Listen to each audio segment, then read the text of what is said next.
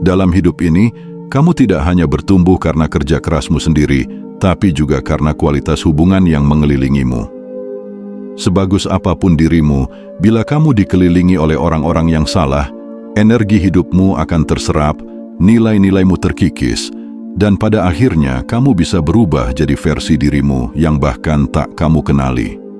Kualitas mentalmu akan sangat bergantung pada siapa yang kamu izinkan masuk ke dalam ruang emosimu.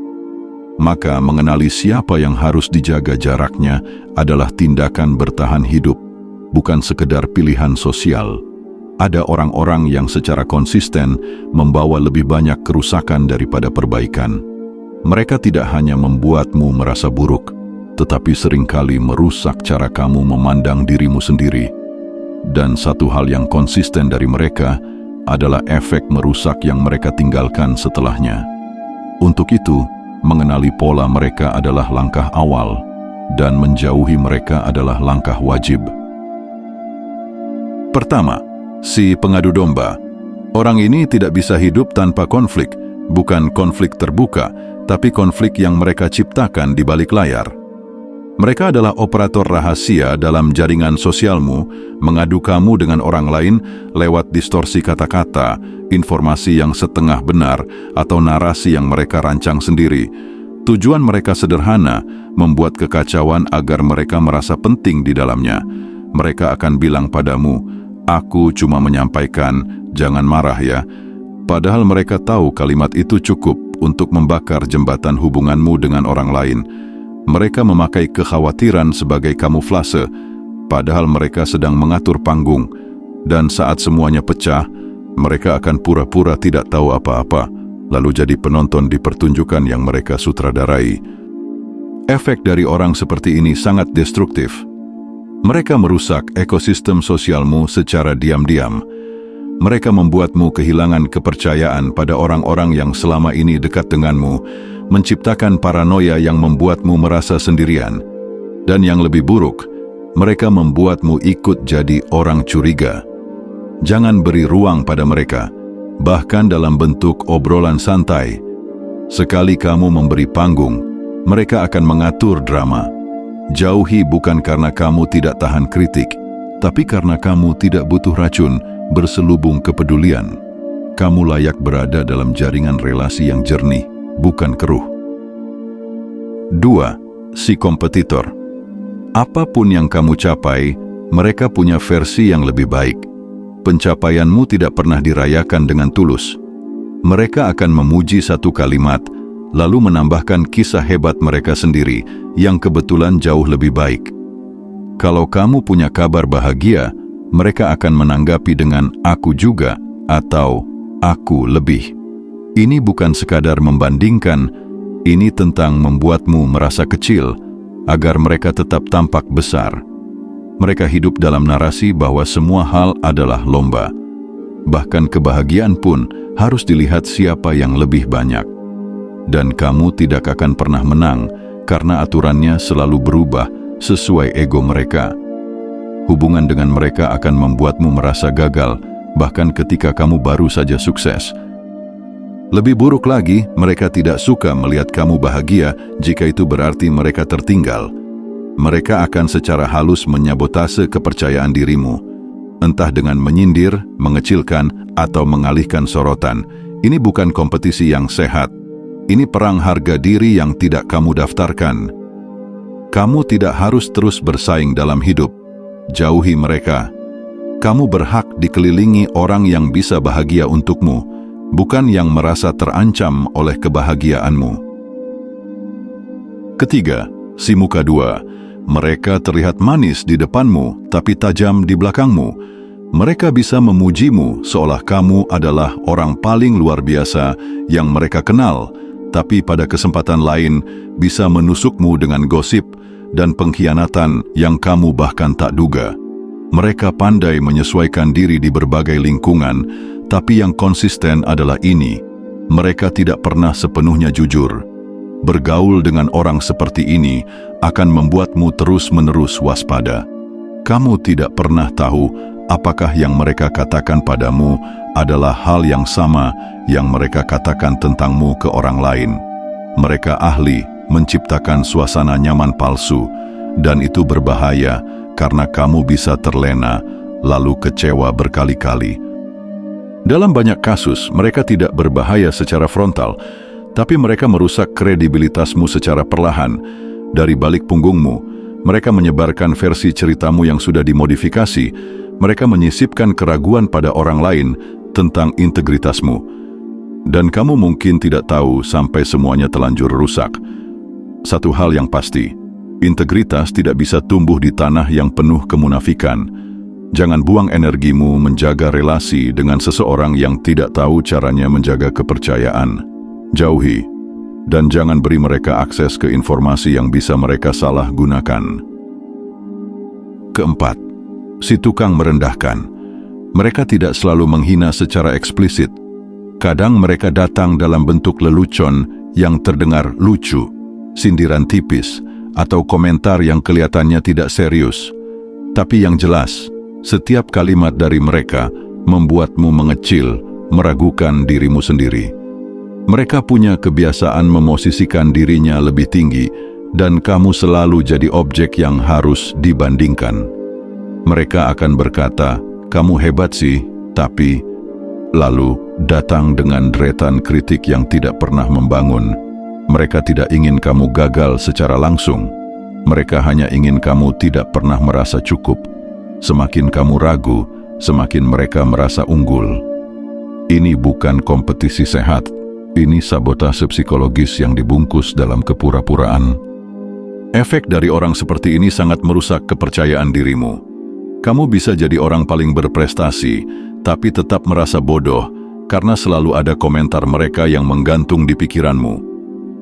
Kamu mulai takut bersuara, enggan mencoba hal baru, dan akhirnya terjebak dalam ketidakberdayaan yang dibuat oleh narasi mereka. Jauhi mereka karena kamu tidak wajib membuktikan apapun. Kamu tidak harus terus-menerus menjelaskan dirimu kepada orang yang memang tidak pernah mau mengerti. Kepercayaan diri yang sehat butuh ruang yang sehat, bukan arena penuh komentar menjatuhkan. Pilih berada di tempat yang membuatmu tumbuh, bukan di bawah bayangan orang yang merasa paling tahu segalanya. Kelima, si tukang mengeluh. Mereka selalu punya sesuatu untuk dikeluhkan. Hujan salah, panas salah, kerjaan salah, pasangan salah, tapi kamu tidak akan pernah mendengar solusi keluar dari mulut mereka. Mereka tidak datang padamu untuk mencari perubahan. Mereka datang untuk membanjiri ruang mentalmu dengan keluhan-keluhan tak berujung yang melelahkan secara psikologis. Setiap pertemuan dengan mereka jadi sesi curhat satu arah. Kamu jadi tong sampah emosi. Kamu bisa kasih saran, bisa tawarkan bantuan, tapi tetap tidak akan ada perubahan. Karena mereka bukan ingin keluar dari masalah, mereka ingin validasi untuk tetap ada dalam masalah itu. Mereka tidak mau jalan keluar, mereka mau kamu ikut tenggelam dalam kekecewaan mereka. Efek jangka panjangnya adalah kamu mulai merasa dunia memang seburuk itu. Kamu mulai menyerap pesimisme yang bukan milikmu. Dan tanpa sadar, kamu bisa ikut-ikutan melihat hidup dari kacamata gelap yang mereka berikan. Siklus ini membuat kamu kehilangan energi untuk mensyukuri hidupmu sendiri. Kalau seseorang tidak mau bergerak dari tempatnya, jangan biarkan mereka menarikmu diam di sana juga. Kamu tidak berkewajiban jadi telinga tetap untuk keluhan yang tidak membawa siapapun kemana-mana. Jaga jarakmu dan jagalah semangatmu. Keenam, si pengusung masalah. Perhatikan pola ini, mereka selalu punya musuh. Mantan teman yang berubah, rekan kerja yang licik, keluarga yang tidak pernah mengerti, bahkan institusi yang dianggap jahat. Dalam cerita mereka, selalu ada orang lain yang salah. Dan kamu, secara perlahan, akan ikut terseret dalam narasi konflik yang tidak pernah selesai. Orang seperti ini hidup dalam mode perang. Mereka tidak bisa menjalani hubungan yang sehat karena mereka tidak tahu caranya berkompromi, mengelola ego, atau memikul tanggung jawab. Mereka merasa dikhianati, tapi tidak sadar bahwa mereka adalah pusat dari banyak pertikaian. Di mata mereka, dunia tidak adil, dan mereka adalah korban abadi. Lambat laun, kamu akan diminta untuk berpihak. Kamu akan diajak membenci orang yang bahkan tidak kamu kenal. Kamu akan dilibatkan dalam konflik yang bukan milikmu. Jika kamu menolak, kamu jadi target berikutnya. Kalau kamu ikut, kamu jadi bagian dari siklus toksik yang mereka ciptakan. Tidak ada jalan aman di dekat orang seperti ini. Menjauh dari mereka bukan hanya tindakan logis, itu adalah penyelamatan reputasi dan kesehatan mentalmu. Hidup sudah cukup rumit. Kamu tidak perlu menjadi figuran dalam drama yang ditulis oleh seseorang yang tidak pernah belajar introspeksi. Ketujuh, si pusat perhatian. Mereka akan selalu mencari cara agar spotlight tertuju pada mereka. Entah dengan cerita yang berlebihan, emosi yang dipamerkan, atau prestasi yang dibesar-besarkan. Mereka tidak bisa melihat kamu bersinar tanpa merasa terganggu. Dalam relasi apapun, mereka harus jadi bintang. Kamu hanya boleh jadi penonton. Hubungan dengan mereka adalah relasi satu arah. Setiap kali kamu berbagi, mereka akan langsung membalikkan topik ke diri mereka sendiri. Setiap kali kamu sedih, mereka akan membuatnya tentang penderitaan mereka yang lebih besar. Setiap kali kamu senang, mereka akan muncul dengan berita baru yang lebih dramatis. Ini bukan ketidaksengajaan, ini sabotage. Yang lebih rumit, kadang mereka menampilkan diri sebagai orang yang karismatik dan menyenangkan. Di depan umum, mereka memukau, tapi dalam interaksi dekat, mereka menghisap perhatian dan menyisakan sedikit ruang untuk kamu berkembang. Kamu akan merasa kecil, tak terdengar, bahkan tak penting. Menjauh dari mereka berarti kamu memilih untuk punya ruang bagi suaramu sendiri. Kamu tidak perlu bersaing untuk mendapat tempat di panggung yang mereka kuasai. Cari lingkaran yang tidak butuh panggung, tapi membagi ruang. Di situ kamu bisa tumbuh, bukan tenggelam. Kedelapan, si pelanggar batas. Mereka tidak respek terhadap ruang, waktu, privasi, atau keputusanmu. Mereka menelepon tengah malam tanpa urgensi. Mereka memaksa datang padahal sudah kamu larang. Mereka bertanya hal-hal pribadi yang tidak seharusnya ditanyakan. Dan jika kamu keberatan, mereka akan bilang, kamu terlalu sensitif, kaku, atau bukan teman sejati. Masalahnya bukan hanya soal etiket, ini soal kontrol. Mereka tidak percaya bahwa kamu punya hak untuk menentukan batas. Mereka ingin masuk kapanpun mereka mau, dengan dalih kedekatan. Mereka tidak menghargai kata tidak, karena mereka merasa berhak atas hidupmu. Ini adalah bentuk perampasan halus. Lama-kelamaan, kamu akan merasa bersalah karena mencoba menjaga batas sehat. Kamu mulai mengizinkan pelanggaran-pelanggaran kecil yang akhirnya menumpuk menjadi frustrasi. Hubungan seperti ini membuatmu kelelahan karena kamu harus terus-menerus menjelaskan hal yang seharusnya jelas. Kamu punya hak atas dirimu sendiri. Menjauh dari mereka bukan berarti kamu tidak ramah.